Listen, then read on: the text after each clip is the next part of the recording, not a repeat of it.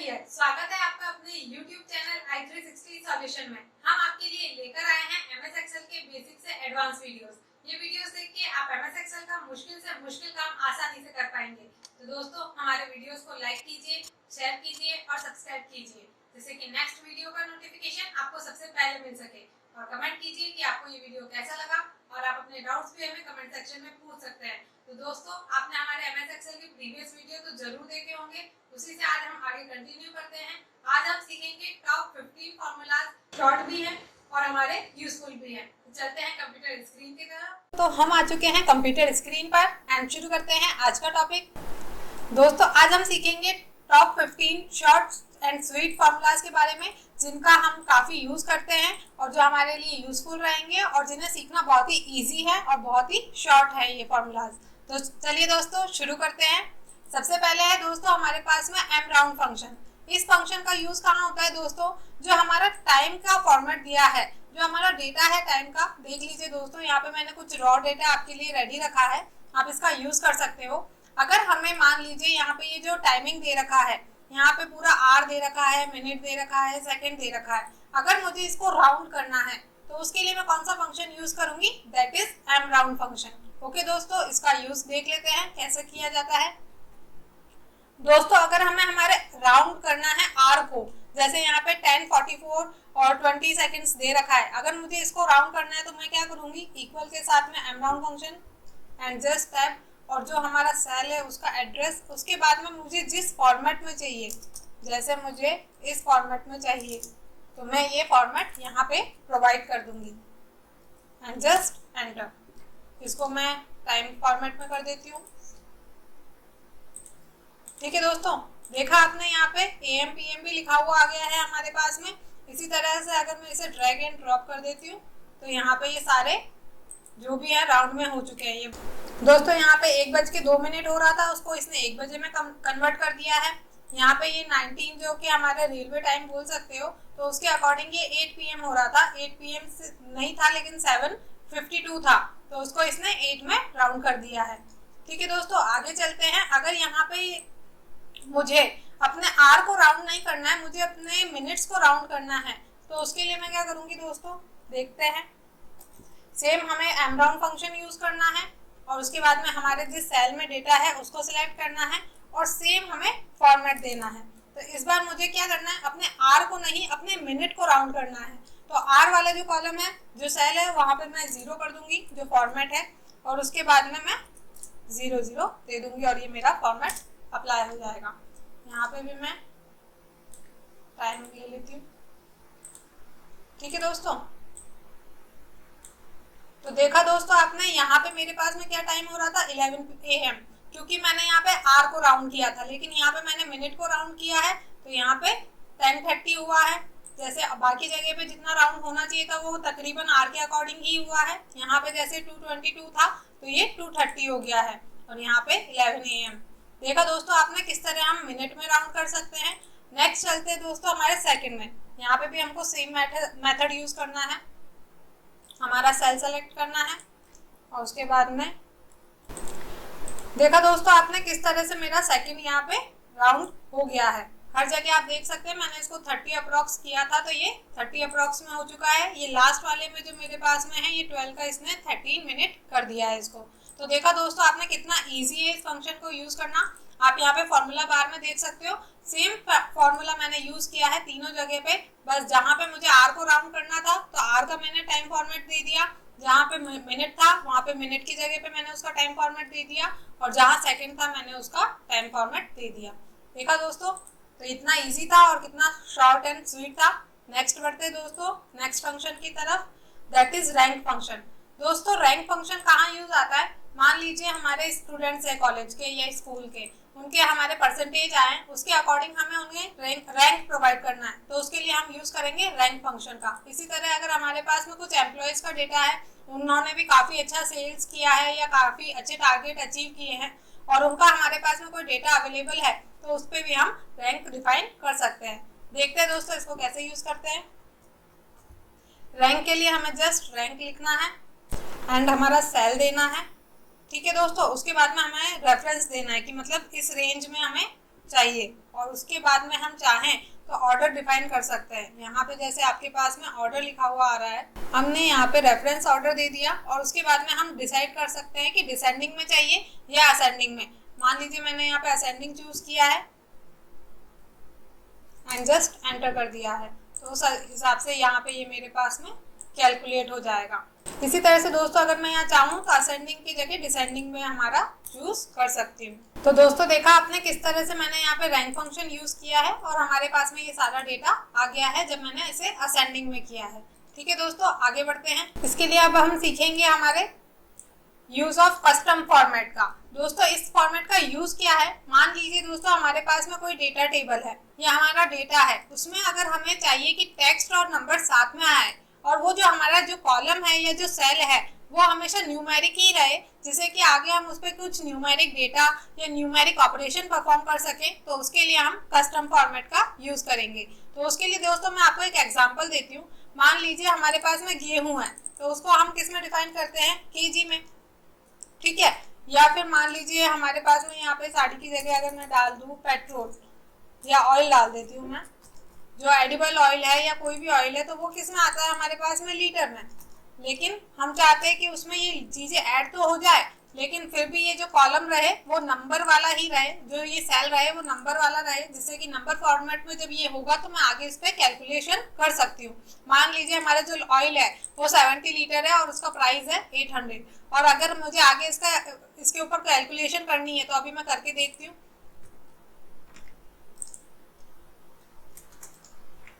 हम यहाँ पे ये कर लेते हैं दोनों का मल्टीप्लाई, तो ये यहाँ पे ये वैल्यू एरर आ रहा है। दोस्तों जब मैं ये फंक्शन यहाँ पे अप्लाई करती हूँ, ये फॉर्मूला लगा के देखती हूँ इनका अमाउंट निकालने के लिए, तो हमारे पास में यहाँ पे वैल्यू एरर। दोस्तों देखा आपने मैंने किस तरह यहाँ पे ये निकालना चाहा, तो मेरे पास में वैल्यू एरर आ रहा है। क्यों? क्योंकि यहाँ पे ये जो है इसको टेक्स्ट फॉर्मेट में ले रहा है, इसमें टेक्स्ट भी है और इसमें हमारा न्यूमेरिक वैल्यू भी है। अगर हम चाहते हैं ये ऐसा ना हो तो उसके लिए हमारे पास में कस्टम फॉर्मेट है, उसके लिए हमें जाना है कस्टम फॉर्मेट के लिए, यहाँ पे फॉर्मेट में, नंबर फॉर्मेट में, यहाँ पे मैंने चूज किया कस्टम, और कस्टम में यहाँ पे जनरल की जगह मैंने जैसे टाइप कर दिया। अब मुझे क्या चाहिए, पहले मेरा लिखा हुआ होना चाहिए न्यूमेरिक वैल्यू, तो उसके लिए मैं यहाँ करूँगी हैश का यूज और उसके बाद में मैं डबल कोट्स में दे दूंगी। जैसे मान लीजिए मैं चाहती हूँ यहाँ पे लीटर लिखा हुआ होना चाहिए और उसको मैं डबल कोट्स में क्लोज कर दूंगी। ठीक है दोस्तों, एंड जस्ट ओके। अगर मैं इस पे ये कस्टम फॉर्मेट अप्लाई कर देती हूँ, ठीक है दोस्तों, देखा मैंने सिर्फ 80 टाइप किया और ये लीटर इसने अपने आप स्पेस के साथ दे दिया और ये कैलकुलेट भी हो गई है यहाँ पे वैल्यू। इसी तरह अगर मैं चाहूँ कि यहाँ पे केजी है तो इस तरह का भी न्यू फॉर्मेट में बना सकती हूँ। जस्ट हमें क्या जाना है कस्टम फॉर्मेट में, यहाँ पे जनरल को हटा के मैं टाइप कर दूंगी कि पहले मेरी वैल्यू आएगी तो सेम मैं हैश यूज करूंगी एंड उसके बाद में डबल कोट्स में स्पेस दे के केजी एंड जस्ट एंटर, और यहाँ पे से मैं वैल्यू दे दूंगी 20, तो 20 kg आ गया। अब मेरे को इस पर अगर कुछ एक्शन परफॉर्म करवाना है, जैसे सेम मैं चाह रही हूँ कि यहाँ पे इन दोनों का प्राइस मेरे पास में आ जाए कैलकुलेट होके, तो मैं इनका मल्टीप्लिकेशन करवाती हूँ एंड जस्ट मेरे पास में ये वैल्यू आ चुकी है। मुझे ये वैल्यू एरर नहीं दे रहा, इससे ये टेक्स्ट फॉर्मेट नहीं समझ रहा, इसलिए हमने यहाँ पे कस्टम फॉर्मेट का यूज किया है। देखा इसको यूज करना कितना ईजी था, और इसी तरह हम कस्टम फॉर्मेट का और भी जगह यूज कर सकते हैं हमारे डेटा को बिल्कुल सही तरीके से दिखाने के लिए और उसका यूटिलाइजेशन करने के लिए, उस पर और सारे एक्शन परफॉर्म करवाने के लिए। नेक्स्ट चलते हैं दोस्तों काउंट फंक्शन की तरफ। दोस्तों इसके लिए मैं आपको इसी डेटा में कुछ चेंजेस करके दिखाती हूँ। दोस्तों मान लीजिए मेरे पास में ये डेटा है, जो हमारा सबसे पहले काउंट फंक्शन है वो क्या यूज आता है दोस्तों, काउंट फंक्शन हमें काउंट कर देता है न्यूमेरिक वैल्यू। जो हमारे पास में न्यूमेरिक रिकॉर्ड्स है ये उसे हमें काउंट करके देता है कि हमारे पास में इतने रिकॉर्ड्स हैं। ठीक है दोस्तों, तो इसके लिए मान लीजिए जितने भी हमारे पास में ये न्यूमेरिक रिकॉर्ड्स हैं इनको मैं रेंज में दे देती हूँ एंड जस्ट एंटर, तो यहाँ पे मेरे पास में ये 7 रिकॉर्ड्स को इसने बता दिया है। इसी तरह से मान लीजिए दोस्तों मेरे पास में कुछ ब्लैंक रिकॉर्ड्स हो या डेटा जिसमें अवेलेबल नहीं हो, जैसे मैं यहाँ टाइप कर देती हूँ। ठीक है दोस्तों, ये कुछ डेटा और मैंने टाइप कर दिया है। अब मेरे पास में यहाँ पे देख सकते हैं दो जगह डेटा अवेलेबल नहीं है, नॉट अवेलेबल दिखा रहा है ये। तो उसके लिए अगर हमें चाहिए कि ये नॉट अवेलेबल डेटा को भी दिखाए, लेकिन जहाँ पे डेटा नहीं है, बिल्कुल भी ब्लैंक रिकॉर्ड है, उसको ऐड ना करे या उसको काउंट करके ना दिखाए, तो उसके लिए हम काउंट ए फंक्शन का यूज करेंगे। दोस्तों जो काउंट ए फंक्शन है वो हमारा जो टेक्स्ट वैल्यूज है उस पर भी वर्क करता है, उसके लिए न्यूमेरिक वैल्यू का होना जरूरी नहीं है। तो यूज करके देख लेते हैं दोस्तों। जस्ट हमें काउंट ए लिखना है एंड हमारी रेंज दे देना है एंड जस्ट एंटर। तो आप देख सकते हैं यहाँ पे मेरे पास में 10 का डेटा है, लेकिन ये एक ब्लैंक है तो इसने इसको काउंट नहीं किया है। जो हमारे पास में सारे डेटा अवेलेबल है उसको दिखा दिया है, जो नॉट अवेलेबल है उसको भी इसने काउंट किया है, क्योंकि वो वहां पे भी कुछ वैल्यू हमने शो करी है। इसी तरह से दोस्तों अगर हमें यहाँ पे ये जो ब्लैंक डेटा है, यहाँ पे मैं एक और ब्लैंक डेटा एंटर कर देती हूँ, ठीक है। अभी इस ब्लैंक डेटा को केवल अगर मेरे पास में लिस्ट है, वहां पे मुझे केवल ये शो करवाना है कि कितने मेरे पास में ब्लैंक डेटा है, टोटल काउंट करवाना है, तो उसके लिए मैं काउंट ब्लैंक फंक्शन का यूज करूंगी। चलिए दोस्तों करके देख लेते हैं। यहाँ पे जस्ट मुझे अपनी रेंज देना है एंड जस्ट एंटर। तो देखा दोस्तों यहाँ पे इसने मुझे शो कर दिया है कि मेरे पास में दो डेटा जो है वो ब्लैंक है। तो इस तरह हम काउंट फंक्शन का यूज कर सकते हैं। तो देखा दोस्तों हमने काउंट के तीनों फॉर्मेट देखे जिनका यूज करना कितना इजी है। तो आगे बढ़ते हैं दोस्तों। नेक्स्ट है दोस्तों हमारे पास में सबसे मेन जो अभी तक आपने यूज नहीं किया होगा, सब टोटल फंक्शन। हमने हमारी पाइवोट टेबल में देखा था, लेकिन उसके अलावा हमने इस फंक्शन का यूज नहीं किया है। तो दोस्तों सब टोटल फंक्शन किस लिए यूज आता है? सब टोटल का मैं यूज बताती हूँ आपको। मान लीजिए मेरे पास में ये जो डेटा है, अब मुझे इसका सम करवाना है, तो मैं सम के लिए तो डायरेक्टली हम क्या करते हैं, जस्ट सम फॉर्मूला का हम यूज करते हैं। मान लीजिए क्वांटिटी 1 और क्वांटिटी 2 का मुझे सम करवाना है। तो हर बार क्या है कि मुझे इसे, जब भी मेरा जो डेटा है वो मुझे ड्रैग एंड ड्रॉप करना पड़ रहा है। मान लीजिए यहाँ पे कोई मेरे पास में नया डेटा आ जाता है, तो देखा दोस्तों आपने, जब मैंने न्यू डेटा एंटर किया यहाँ पे कुछ, तो उसके बाद में मेरे पास में ये नहीं आया है। मुझे इसके लिए क्या करना पड़ेगा, ड्रैग एंड ड्रॉप। लेकिन अगर दोस्तों मैं चाहती हूँ कि इस तरह मुझे ड्रैग एंड ड्रॉप ना करना पड़े, जो भी मेरी टेबल है या जो भी मेरा डेटा है, जब मैं भी ऐड ऑन करूँ तो वो अपने आप सम हो जाना चाहिए, या जो भी मैंने फंक्शन परफॉर्म कर रखा है वो हो जाना चाहिए। तो उसके लिए मैं क्या करूँगी, यहाँ पे सब टोटल फंक्शन का यूज करूँगी। तो यहाँ पे से दोस्तों मैं ये सम फंक्शन हटा देती हूँ। तो दोस्तों अगर मुझे यहाँ पे चाहिए सब टोटल करवा के देखना पड़ेगा, जो सम फंक्शन है उसकी जगह हम क्या यूज करेंगे, सब टोटल, जिससे कि वो अपने आप ड्रैग एंड ड्रॉप होता रहे। उसके लिए यहाँ पे देखिए मैंने क्या किया, इक्वल सब टोटल। अब सब टोटल में भी क्या है कि बहुत सारे इसने हमको फंक्शन प्रोवाइड कर रखे हैं कि सब टोटल में हम एवरेज भी करवा सकते हैं, काउंट भी करवा सकते हैं, मैक्सिमम मिनिमम भी निकाल सकते हैं और सम भी करवा सकते हैं। तो इस तरह से हमारे पास में काफी ऑप्शन अवेलेबल है। यहाँ पे मैं सम करवा के देख रही हूँ, तो मेरे को जस्ट 9 टाइप कर देना है, या फिर उसके अलावा मैं वहां से डबल क्लिक करके भी उसको सेलेक्ट कर सकती हूँ। उसके बाद में मुझे रेंज दे देनी है। मान लीजिए जो 2 की है मैंने range they the and just enter. तो यहाँ पे तो जो ऑलरेडी मैंने वैल्यूज दे रखी है दोस्तों, उसको मैं ड्रैग एंड ड्रॉप कर देती हूँ।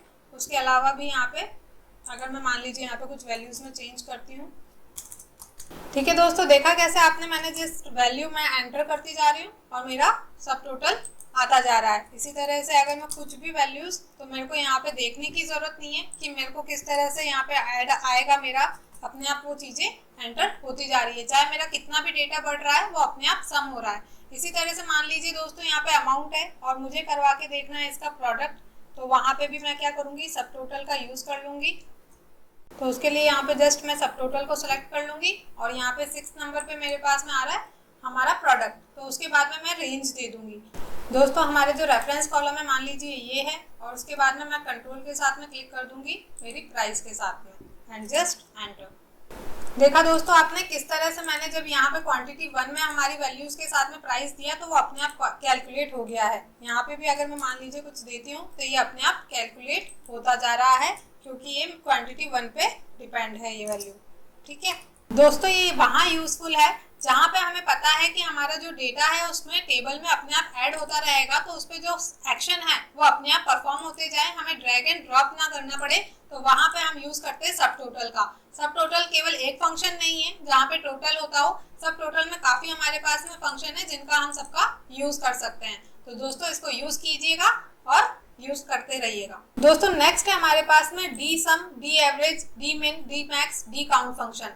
दोस्तों इन फंक्शन का यूज क्या है? इन फंक्शन का यूज है कि हम जब कंडीशन अप्लाई करना चाहते हैं हमारे सम पे या हमारे एवरेज पे, तो उसका हम यूज करते हैं। दोस्तों इसके लिए हमारे पास में हमने if sum function, if average function भी देखा था, वो यूजफुल है। उसी तरह से यहाँ पे भी है, लेकिन इसका यूज हम डिफरेंट तरीके से करते हैं।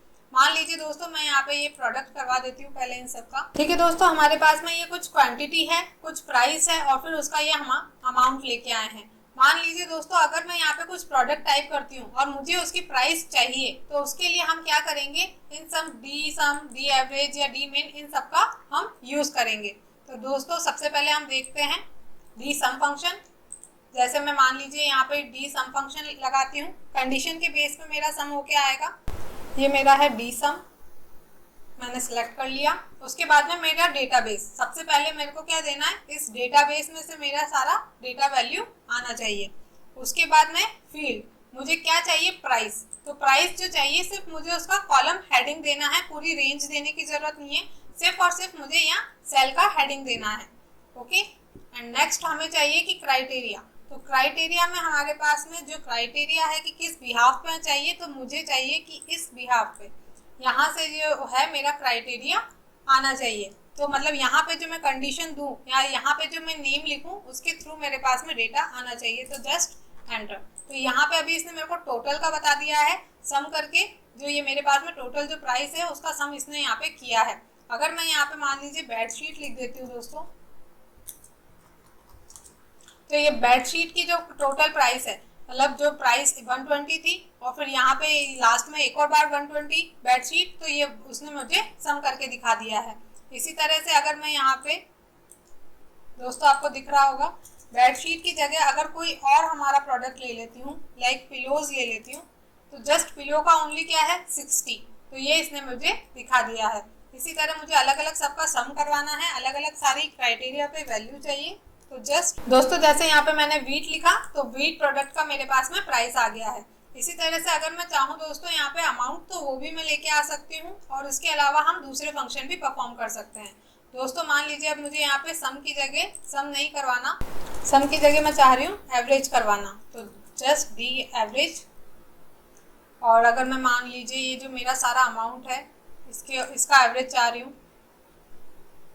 ठीक है।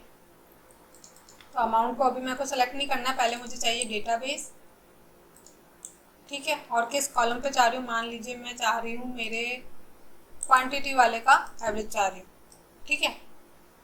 और मुझे किस कंडीशन पे चाहिए, ये कंडीशन वाला कॉलम मेरा सेम रहेगा, ठीक है। तो यहाँ पे ये वीट का आ गया है, अगर मैं वीट हटा देती हूँ तो यहाँ पे ये 40 आ गया है। ये इनका पूरा एवरेज निकाल के दे रहा है। जैसे जैसे मैं प्रोडक्ट यहाँ पे यूज़ करती जाऊँगी, ये उसका अलग अलग भी मुझे, ये देखिए बेडशीट का इसने मेरे को 32.5, 20 और यहाँ पे ये 45, इन दोनों का इसने एवरेज निकाल के दे दिया है।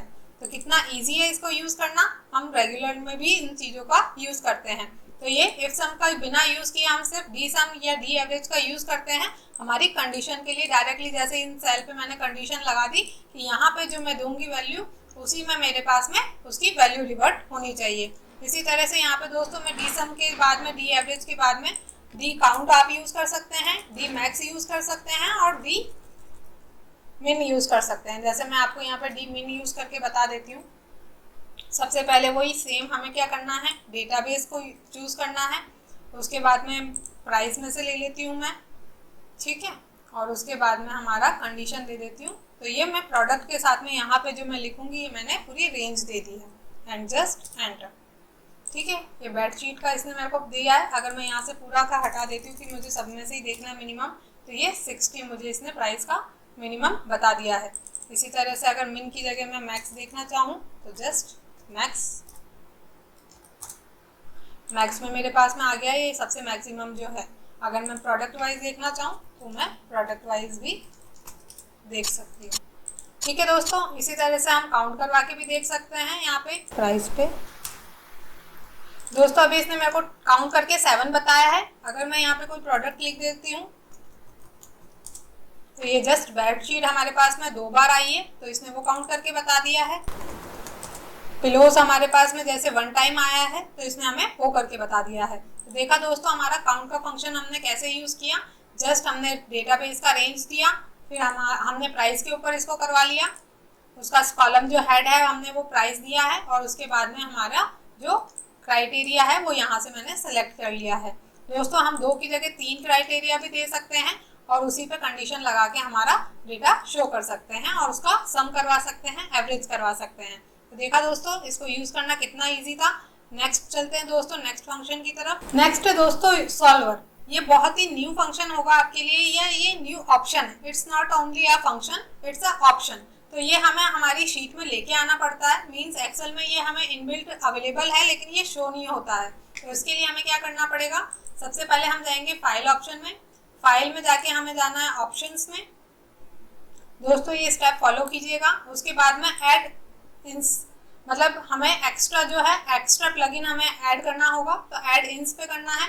और मैनेज में जाके यहाँ पे एक्सेल ऐड जो इंस्टॉल है उसके पास में गो पे क्लिक कर देना है। और यहाँ पे ये ऑलरेडी मेरे पास में सॉल्वर ऐड इन आ रखा है, इसको जस्ट चेक बॉक्स को क्लिक करना है और ओके करना है। तो देखिए दोस्तों हमारे पास में जो डेटा टैब है यहाँ पे आपके पास में ये सॉल्वर अवेलेबल हो जाएगा आपकी जो भी शीट है उसमें। ठीक है दोस्तों, अब इसका यूज कहाँ और कैसे करना है वो मैं आपको बताती हूँ।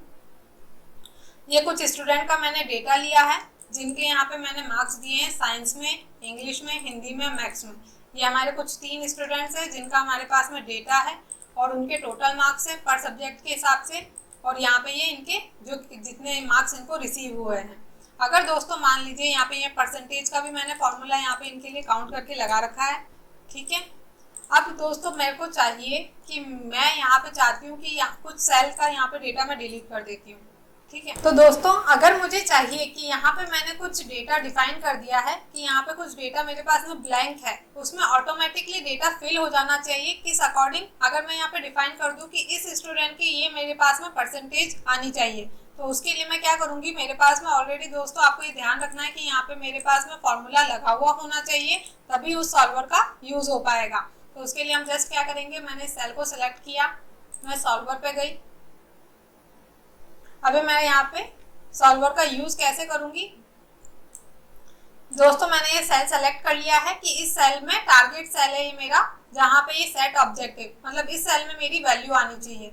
अब मैं चाहूँ तो मैक्सिमम तक कर सकती हूँ कि मैक्सिमम स्टूडेंट की 50% आनी चाहिए, या मिनिमम इतनी आनी चाहिए, या मैं टारगेट के हिसाब से दे सकती हूँ। जैसे मान लीजिए यहाँ पे मैं दे देती हूँ दोस्तों अप्रॉक्स 60, तो ये 60 के अप्रॉक्स में ले लेगा। ठीक है, और उसके वेरिएबल सेल्स मेरे को कौन कौन से चूज करने हैं, मान लीजिए मैंने यहाँ पे चूज कर लेती हूँ लिस्ट में, इन 2 सेल्स को यूज किया मैंने। ठीक है, उसके बाद में यहाँ पे मैं ये पहले से कुछ है इनको डिलीट कर देती हूँ। ठीक है, अब मैंने यहाँ पे ले लिया है कि इन चेंजिंग वेरिएबल्स इनकी यहाँ पे ये जो है 2 कॉलम, दोस्तों इंग्लिश और हिंदी में जो हमारा स्टूडेंट है अंकित, उसके जो मार्क्स है वो अपने आप चेंज हो जाने चाहिए। उसके लिए भी मैं लिमिट सेट कर सकती हूँ। जैसे मैं पर्टिकुलरली इंग्लिश की लिमिट सेट कर देती हूँ कि इसमें मेरे पास में क्या हो जाना चाहिए, मैक्सिमम मेरे पास में 60 मार्क्स आने चाहिए स्टूडेंट के।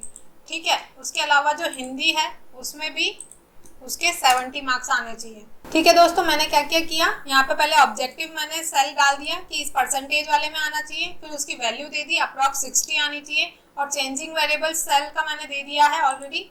मैंने यहाँ पे इंग्लिश और हिंदी चूज किया था।